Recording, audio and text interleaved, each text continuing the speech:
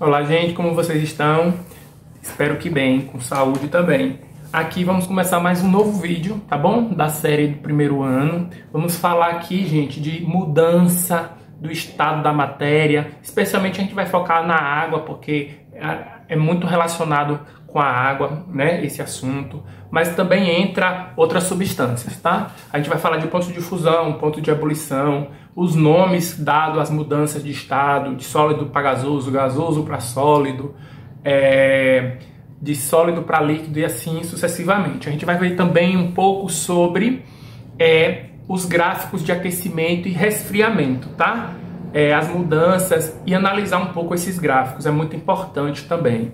A gente vai falar um pouco do grau de vibração da molécula, né? E como isso impacta na temperatura e na composição do estado da matéria, tá? Que basicamente é líquido, gasoso e sólido. Claro que a gente tem outros estados, por exemplo, o plasma, né? Que é um estado que é mais moderno, vamos dizer assim. É recente porque descobriu-se, por exemplo, que o vidro ele tem um estado que, quimicamente falando, molecularmente falando, não está nem no estado sólido inteiramente, nem no estado líquido inteiramente. Então, é um estado intermediário entre o sólido e o líquido. Apesar da gente, a olho nu, olhar para um vidro e ver ele no estado sólido, molecularmente falando, as moléculas ali de silício que compuseram o vidro, eles estão trocando de local, mais ou menos com uma certa fluidez, que é típico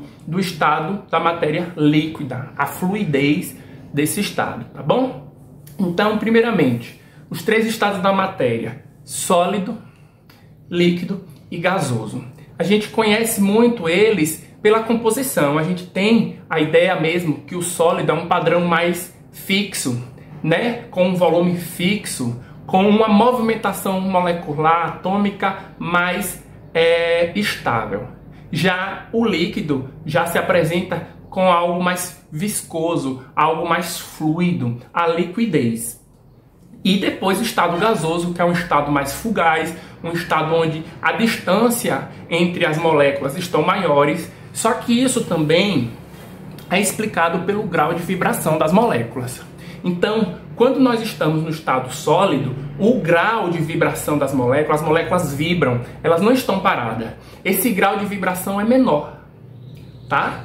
E aí, quando você aquece o sistema, a molécula começa a vibrar mais, de tal maneira que ela sai desse estado cristalino, desse estado sólido, e passa a se destacar, tendo ali uma mobilidade maior, porque o grau de vibração aumentou, a temperatura aumentou, tá bom? Então, ele sai do estado sólido e vai para o estado líquido, onde o grau de vibração é maior do que no sólido. Se a gente continuar colocando energia, se o calor continuar fazendo o seu papel de transmitir energia térmica ao sistema, este grau de vibração vai aumentando, aumentando, de tal ponto que ele sai do estado líquido e vai para o estado gasoso, tá? Por que, professor, esse grau de vibração é importante assim?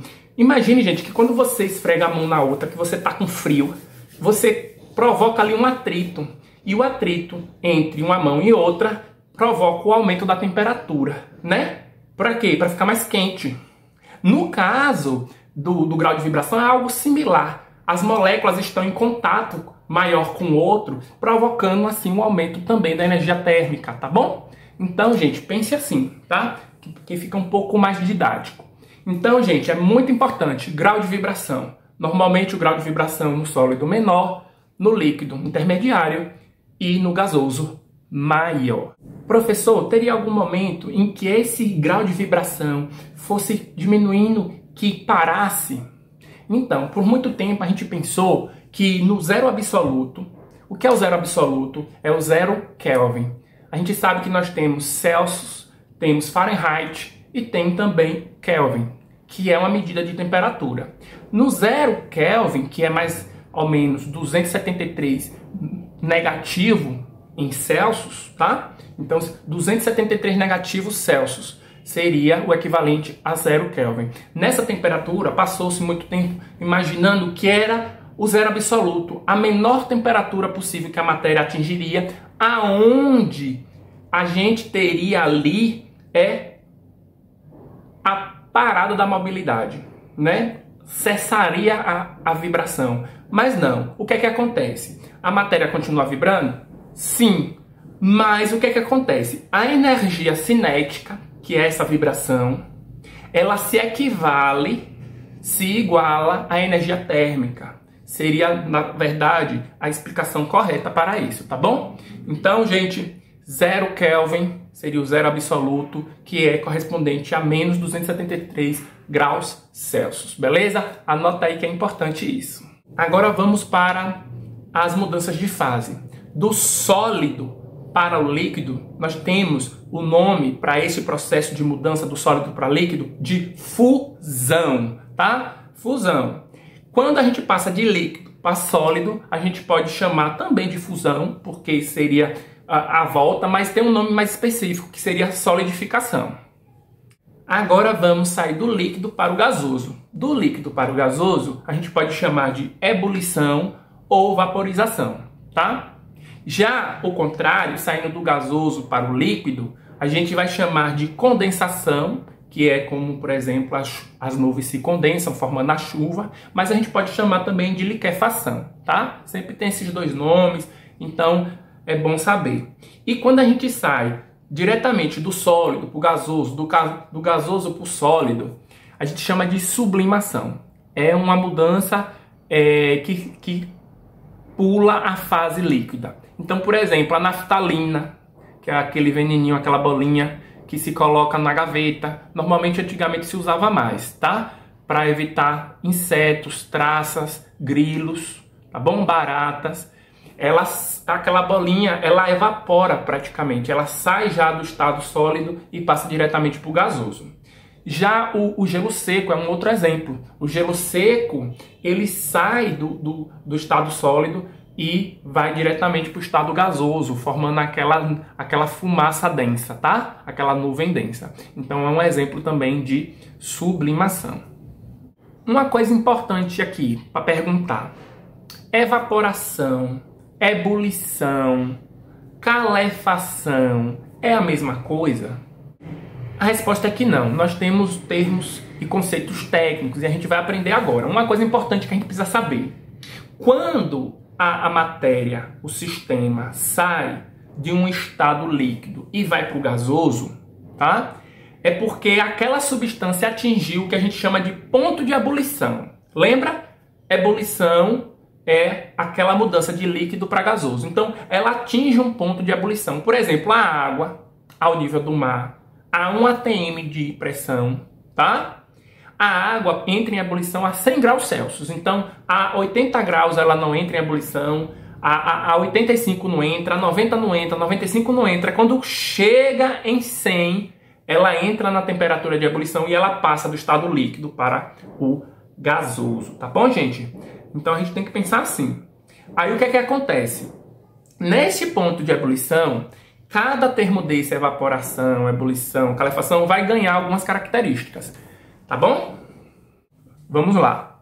Só que, quando a gente fala de ponto de ebulição, a gente imagina o quê? Que a água todinha naquele momento que atingiu 100 graus, ela vai evaporar. Mas o que é que acontece? As moléculas que estão abaixo, elas não têm capacidade, muitas vezes, de sair, tá? Às vezes forma bolhas. Essas bolhas fazem com que algumas moléculas se misturem e elas acabam evaporando. Então, ela vai evaporando, tá? Ela vai saindo, ela vai, de fato, se desprendendo do corpo da água. Então, o que está na superfície, que está mais livre, ela escapa primeiro, tá bom? Por isso que, quando bota a água do café, acontece o quê? Às vezes, se você esquecer, quando volta já está quase seco. Por quê? Porque foi saindo, as moléculas foram se transformando no estado gasoso. No caso da evaporação, o ponto de ebulição não foi atingido. Ele está abaixo do ponto de ebulição. Só que o que é que acontece? Às vezes, uma corrente de ar ou a temperatura na superfície esquenta, aquelas moléculas atingem um certo grau de vibração e elas começam a se desprender. Só que isso é gradual e lento. Então, quando você coloca uma roupa no varal, você coloca uma carne lá para tomar sol, você está preparando uma carne ali seca, né? Uma carne de sol. No caso, o que é que acontece ali? Aquela temperatura vai atingindo, o grau de vibração das moléculas de água aumenta e ela começa a se desprender, tá? Gradualmente, lentamente. Por quê? Porque o corpo todo não atinge aquela temperatura e não está tão fácil de se destacar do sistema, seja uma carne, seja uma roupa que está no varal secando, tá? Já a ebulição, diferente da evaporação, o ponto de ebulição foi atingido. Por exemplo, a água a 100 graus. Então, há uma vibração por todo o corpo, há um processo de ebulição em todo o corpo da água, fazendo com que esse processo seja mais rápido. Então, este destacamento dessas moléculas de água vão ser mais rápido. Então, a ebulição, ela atinge o ponto, né, de ebulição e é um processo mais rápido. Por último, temos a calefação. Gente, a calefação, diferente dos outros, ela não está nem abaixo do ponto de ebulição, como na evaporação, nem no ponto de ebulição, tá?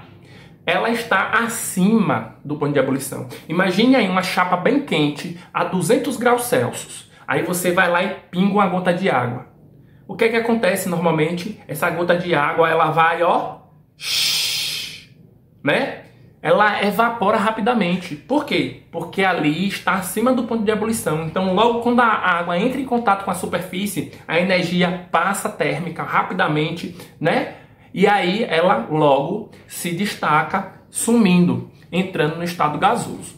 Existe aqui dentro desse assunto um fenômeno muito interessante. Às vezes, quando tem uma chapa quente, por exemplo, e você coloca uma gota de água, essa gota de água ela fica sambando, passeando ali por cima e vai sendo consumida aos poucos. É como se ela nem encostasse na chapa, na caçarola, por exemplo. Por que acontece isso? Porque assim, ali está com uma temperatura tão alta que quando a gotícula ela encosta perto, é formada ali uma camada de vapor. Essa camada de vapor sustenta a gotícula de água, fazendo com que ela fique, ó, deslizando, nem encostando ali. Ali são micrômetros, ali são milímetros, sabe, de distância praticamente, tá? É um efeito chamado Land-Frost, tá bom? Como tem aqui o exemplo na imagem. Valeu, gente?